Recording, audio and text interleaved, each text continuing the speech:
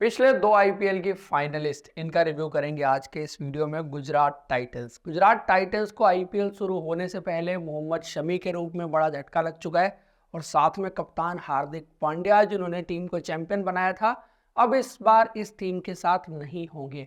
लेकिन still squad बहुत अच्छा बना लिया आशीष नेहरा ने। बैटिंग बड़ी अच्छी नजर आ रही है, बॉलिंग में भी मोहम्मद शमी के जाने के बाद भी ऑप्शंस पूरे नजर आ रहे हैं। लेकिन क्या इस टीम में चैंपियन बनने का मादा है? एक बार आप इस स्क्वाड पर नजर डालिए, जहां पर स्पेंसर जॉनसन के रूप में एक लेफ्ट आर्म फास्ट बॉलर लेके आए हैं, कार्तिक त्यागी के रूप में एक्सप्रेस पेस इनके पास है, मानव सूतर के रूप में एक बढ़िया लेफ्ट आर्म स्पिनर इन्होंने अपने स्क्वाड में ऐड किया है, अजमतुल्ला उमर जई के रूप में एक ऑलराउंडर जो शायद like to like replacement Hardik Pandya के हो सकते हैं, लेकिन यहाँ पर ये फॉरेनर का स्लॉट जरूर लेके जाएंगे।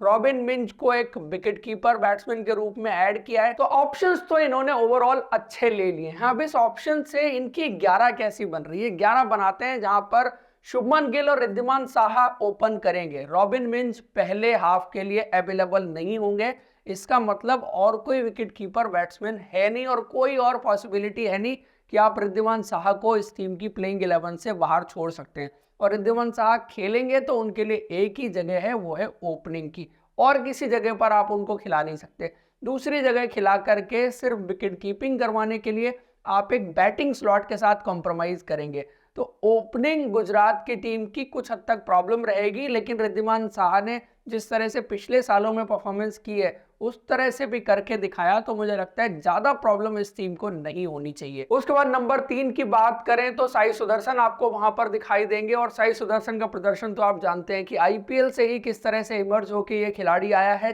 4 नंबर इनके लिए मुश्किल रहेगा। पिछली बार हार्दिक पांड्या उस नंबर पर खेल रहे थे और उनके एक्सपीरियंस से इस टीम में जो इनएक्सपीरियंस है वो कभी एक्सपोज हुआ नहीं। क्या ये केन विलियमसन को खिलाएंगे? केन विलियमसन को खिलाना इनके लिए बहुत मुश्किल रहेगा, बिकॉज अगर ये केन विलियमसन को खिलाते हैं तो बाकी फॉरेनर्स के स्लॉट ये गेंदबाजी में लैग करेंगे, और बल्लेबाजी में शायद केन विलियमसन से ज़्यादा इनको ज़रूरत डेविड मिलर की है। और चूंकि इस टीम में एक्सपीरियंस मिडिल ऑर्डर में उतना नहीं है, तो मैं यहाँ पर देखना चाहूँगा कि डेविड मिलर 4 नंबर बैटिंग करने के लिए आए, बिकॉज डेविड मिलर जिस तरह के बैट्समैन हैं उनमें एबिलिटी बड़े शॉट्स लगाने की है, गेम्स फिनिश करने की है। लेकिन चूंकि यहाँ पर कोई और प्लेयर ऐसा नजर आता नहीं है जो 4 नंबर बैटिंग कर सके, तो डेविड मिलर का रोल यहाँ पर जरूर बड़ा होने वाला है और इम्पोर्टेंट होने वाला है। उसके बाद 5 नंबर की बात करें तो अफगानिस्तान से आने वाले अजमतुल्ला उमर जई, इस ऑलराउंडर ने बहुत इंप्रेस किया वर्ल्ड कप के दौरान, और उसके बाद जो भी अफगानिस्तान के लिए इन्होंने क्रिकेट खेली है, एक जबरदस्त स्विंग गेंदबाज, साथ में हिटिंग एबिलिटी जो इन्होंने दिखाई है, 5 नंबर के प्लेयर हो सकते हैं इनके।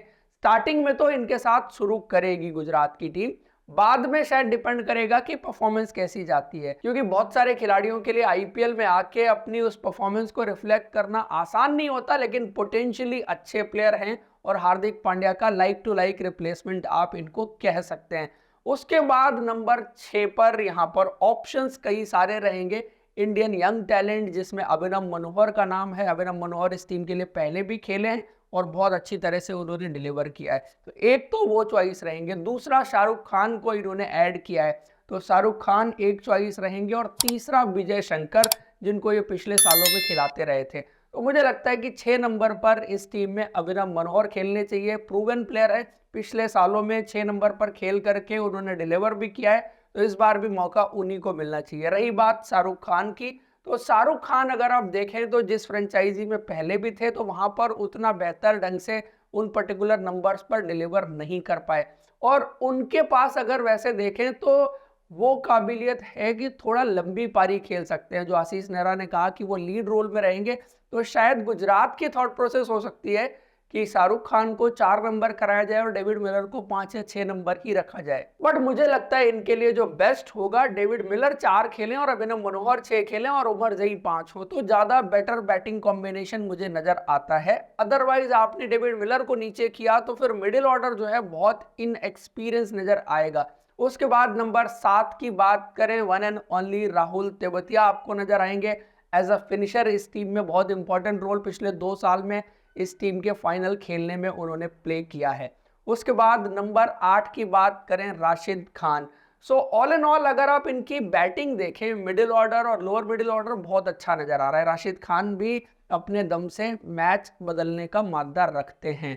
उसके बाद नंबर 9 की बात करें, इस बार इनको साई किशोर को खिलाना पड़ेगा, बिकॉज अब कॉम्बिनेशन ऐसा बन गया है। हार्दिक पांड्या की जगह भरने के लिए अजमतुल्लाह ओमरजई को खिलाना पड़ा, तो नूर को इस बार ये नहीं खिला पाएंगे इनिशियली जब ये स्टार्ट करेंगे। तो इसलिए 9 नंबर पर साई किशोर को खिलाना पड़ेगा। और साई किशोर जबरदस्त लेफ्ट आर्म स्पिन गेंदबाजी कर रहे हैं, साथ में बैटिंग भी कर सकते हैं, तो उनकी बल्लेबाजी को बिल्कुल मत भूलिएगा। उसके बाद 10 नंबर की बात करें तो उमेश यादव या मोहित शर्मा, इन दोनों में से एक इनको चुनना पड़ेगा।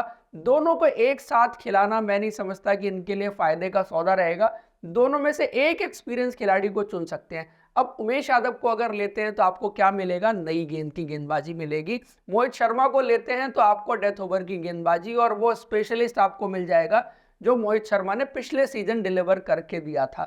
लेकिन इनके कॉम्बिनेशन में इनको देखना पड़ेगा कि इनको नई गेंद का गेंदबाज चाहिए या डेथ ओवर का गेंदबाज चाहिए। नई गेंद के गेंदबाजों के ऑप्शंस में अगर देखें तो अजमतुल्लाह उमरजई का ऑप्शन इनके पास है। स्पेंसर जॉनसन को एक प्लेयर जरूर खिलाऊंगा मैं, या जोशुआ लिटिल को भी खिलाएं, तो 2 नई गेंद के गेंदबाज इनके पास हैं। तो इसका मतलब इनको डेथ ओवर के गेंदबाज की जरूरत ज्यादा पड़ेगी। हालांकि वहां पर कुछ हद तक रोल राशिद खान भी प्ले करेंगे, लेकिन जब बात फास्ट बॉलर की आएगी तो मोहित शर्मा मुझे लगता है कि इनके लिए ज्यादा इंपॉर्टेंट प्लेयर होंगे। बिकॉज नई गेंद संभालने के मामले में स्पेंसर जॉनसन, अजमतुल्लाह उमरजई और साथ में लेफ्ट आर्म स्पिनर साई किशोर भी नई गेंद डालते हैं, तो उनका इस्तेमाल भी ये कर सकते हैं। बाकी डेथ ओवर की गेंदबाजी की बात जब आएगी तो इनको एक एंड से मोहित शर्मा और दूसरा कार्तिक त्यागी को वो रिस्पॉन्सिबिलिटी देनी पड़ेगी। तो ये इनके 12 प्लेयर विद इंपैक्ट प्लेयर हो जाते हैं, जिसमें फास्ट बॉलिंग में देखें तो इनके पास 4 ऑप्शन आपको नजर आएंगे, स्पेंसर जॉनसन, कार्तिक त्यागी, मोहित शर्मा और अजमतुल्लाह उमरजई।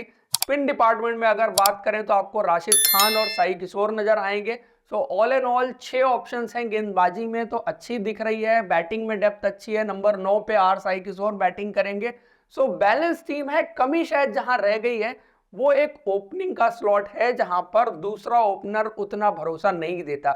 जो खिलाड़ी बाहर रह गए, और डिफरेंट परमिटेशन कॉम्बिनेशन की बात करें, रॉबिन बिंग जब फिट होंगे तब खिलाया जाएगा और इनको मिडिल ऑर्डर में खेलने का मौका मिलेगा, लेकिन अभी इनिशियली कोई पॉसिबिलिटी नहीं है उनके खेलने की।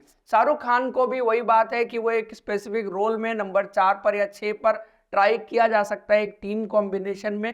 केन विलियमसन का खेलना इस टीम में बड़ा मुश्किल मुझे नजर आता है कि किस तरह से आप केन विलियमसन को फिट इन कर सकते हैं, क्योंकि जिन भी खिलाड़ियों को आप खिला रहे हैं उनके स्पेसिफिक रोल हैं और उन रोल की वजह से वो खिलाड़ी खेल रहे हैं। तो अगर आप उस रोल से किसी खिलाड़ी को हटाते हैं तो टीम में बैकएंड स्पेस छूट जाएगा। देन आप बात करें मैथ्यू वेड की, तो सिमिलर चीज है। मैथ्यू वेड को अगर as a wicket keeper batsman खिलाते हैं तो फॉरेनर का स्लॉट खाली नहीं होगा। मानव सूतर को एक बैकअप लेफ्ट आर्म स्पिनर के रूप में इस्तेमाल किया जाएगा। विजय शंकर के लिए पॉसिबिलिटी बन सकती है किसी स्टेज पर जो रोटेशन होती रहेगी। दर्शन नालगंडे की बात करें तो बैकअप फास्ट बॉलर के रूप में इस्तेमाल होंगे। नूर के लिए जगह बनाना मुश्किल होगा, लेकिन शायद किसी स्टेज पर अजमतुल्लाह उमरजई की जगह पर जब इनको एक्स्ट्रा स्पिनर चाहिए होगा तो ये नूर को लेके आ सकते हैं। जयंत यादव भी एक उसी तरह के स्पिनर हैं, और उसके अलावा इन्होंने सुशांत मिश्रा को भी लिया है। सो इंडियन फास्ट बॉलर में कभी इनको लेफ्ट आर्म फास्ट बॉलर चाहिए तो ये सुशांत मिश्रा को लेकर के आ सकते हैं। तो दोस्तों ये था गुजरात टाइटंस की टीम का रिव्यू और एनालिसिस। आपको पसंद आया है तो वीडियो को लाइक करें, अब तक आपने सब्सक्राइब नहीं किया तो सब्सक्राइब करें, और अपनी भी प्लेइंग 11 कमेंट बॉक्स में जरूर बताइए। Thank you, see you in next video.